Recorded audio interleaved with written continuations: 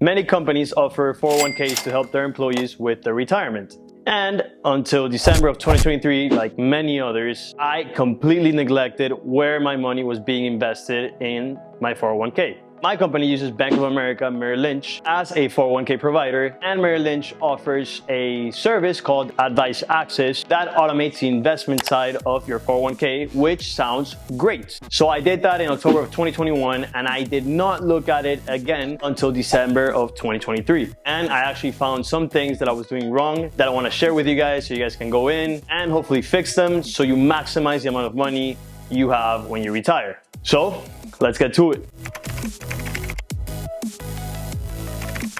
So the first one are the administrative fees. This could be a flat fee, which is my case. Bank of America charges $10 per quarter or $40 per year to maintain my account, which I think is great because it doesn't matter if I have $10,000 or $1 billion in my account, I'm always gonna pay the same. There are other providers that charge a percentage. This could be anywhere from 0.5% to 2% and even more. This one is a little less ideal because the more money you have, the more you're gonna pay in fees. The bad part about this one is that you do not pick your provider, your employer does. So there's little you can do in this case. For me, I'm always gonna get charged a record-keeping fee and an account management fee, and there's nothing I can do about it. So my recommendation would be to go to the participant disclosure document. They also mail this, but if you're like me, you probably just throw it away as soon as you get it. And make sure you're on top of all the potential fees that they can charge so you maximize the earnings of your investment account. But now let's talk about some fees that you definitely can't control.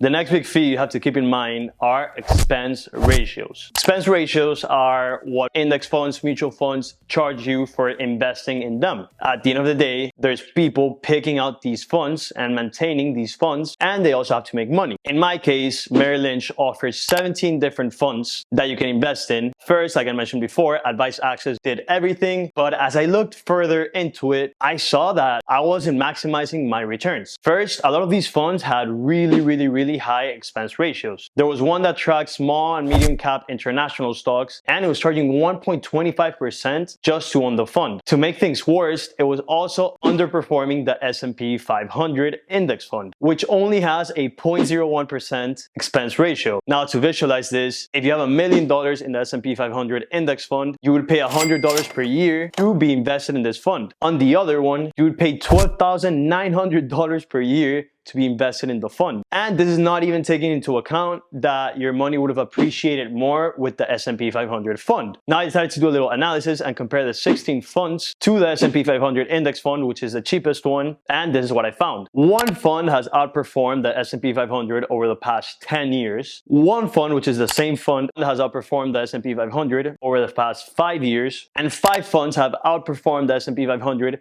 over the past year, but it goes down to 3 if you take into account the expense ratio, because at the end of the day, the expense ratio eats your returns. This analysis also is in line with what Tony Robbins mentions in Money Master the Game, because he says that an incredible 96% of actively managed mutual funds fail to beat the market over any sustained period of time. There was no point in trying to pick the fund that was going to be the winner, so I decided to just go with the old reliable, with what John Bogle mentions is the winner in the little book of Common Sense Investing, and I decided to sell everything and put all the money in my 401k into the S&P 500 index fund. This way, I'm gonna have simplicity, which I love simplicity. All my money is gonna go to just one fund. I'm gonna pay the lowest expense ratio possible, and I'm probably gonna outperform most of the funds out there. Now, if you're sitting there thinking that I'm exaggerating, that who cares about a percentage point, let's take a look at how much of a difference a 1% expense ratio makes over 35 years.